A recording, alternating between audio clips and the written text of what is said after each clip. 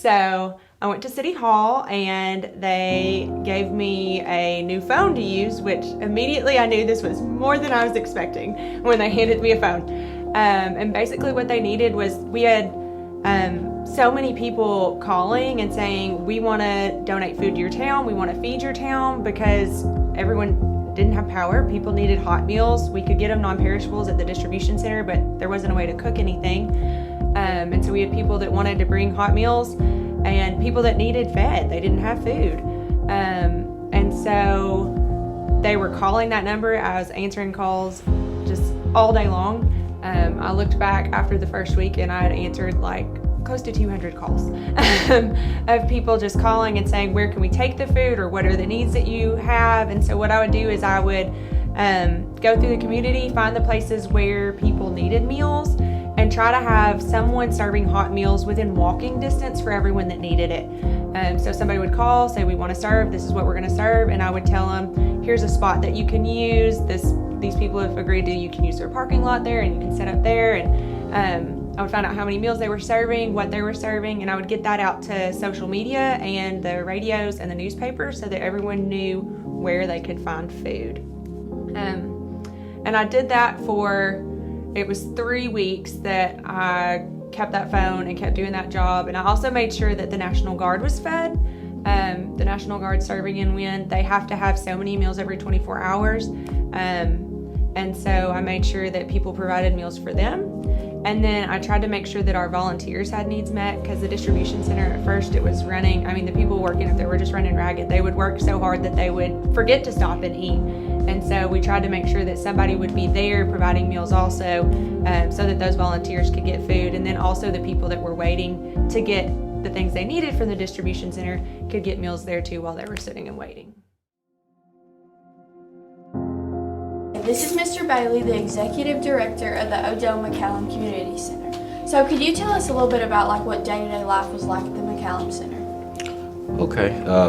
Well, day-to-day life was, we'd get there about 7 o'clock. We would start handing out goods and stuff to people.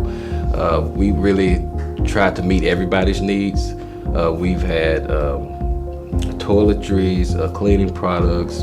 We've had food, wheelbarrows, a little bit of everything. So we try to just get everything out to whoever needs it.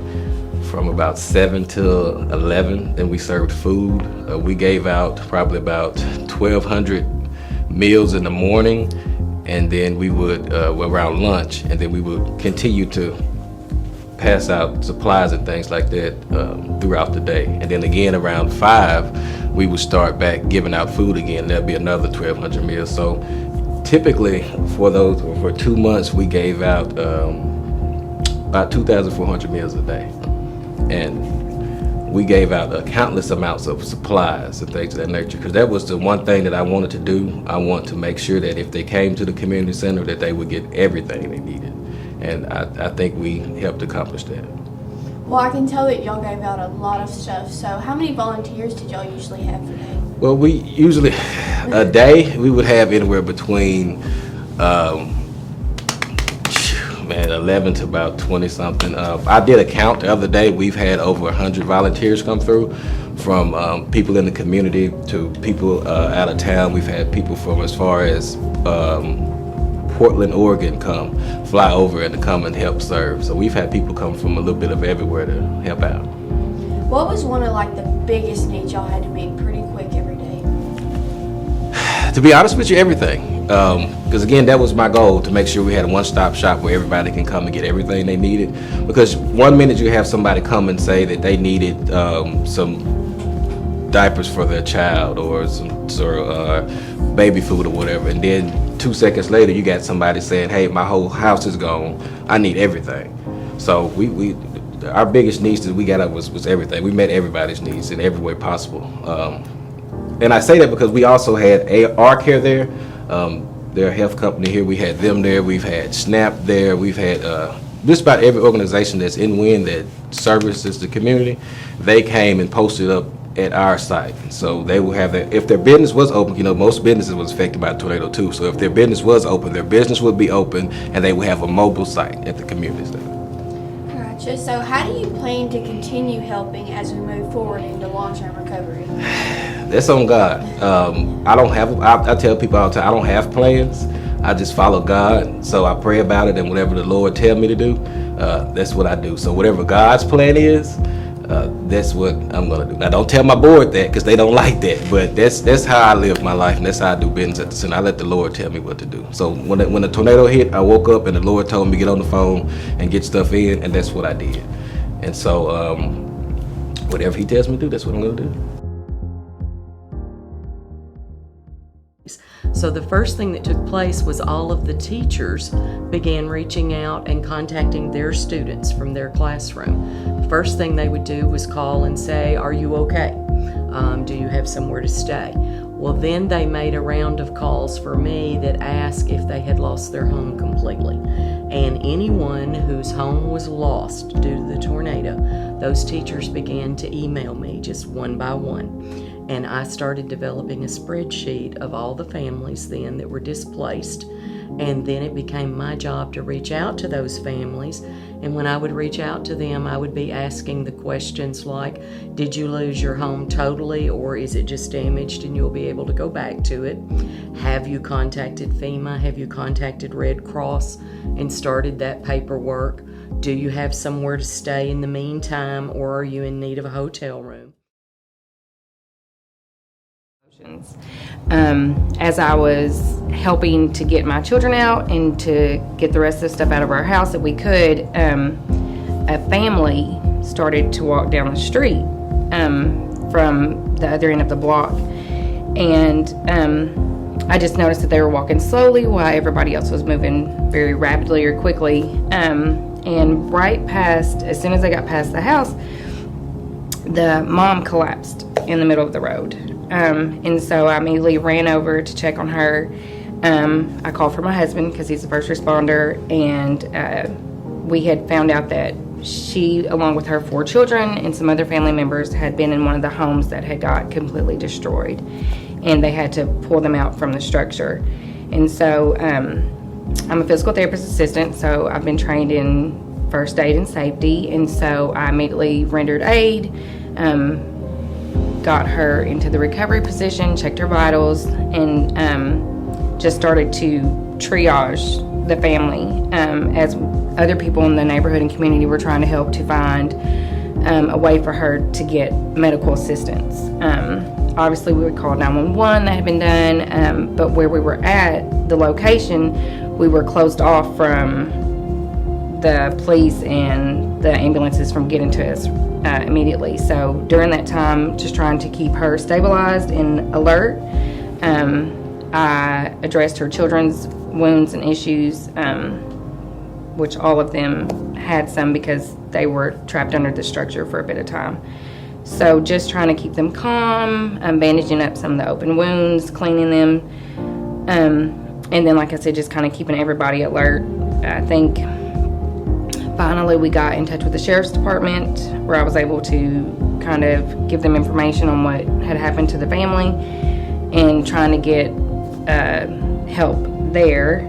And then I think finally another individual from that same community area had a truck and had found open passage to where he could get his vehicle to the hospital. So we loaded the family up in the truck and they took them over to the hospital.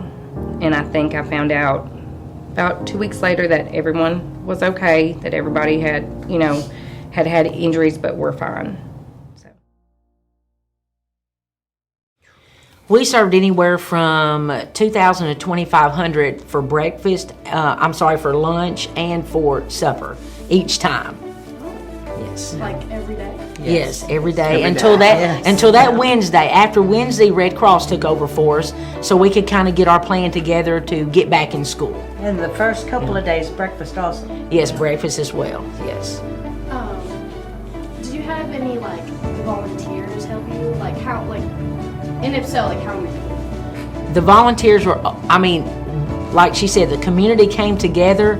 We were not lacking in volunteers. And if it wasn't for our volunteers, I don't think that we as a child nutrition department could have pulled this off at all by ourselves. It takes, you always hear it takes a village. Well, definitely it does, because the volunteers of not only putting the food together, but the ladies and gentlemen that drove buses to take them out into the community where some people couldn't get out. So they even walked them into areas.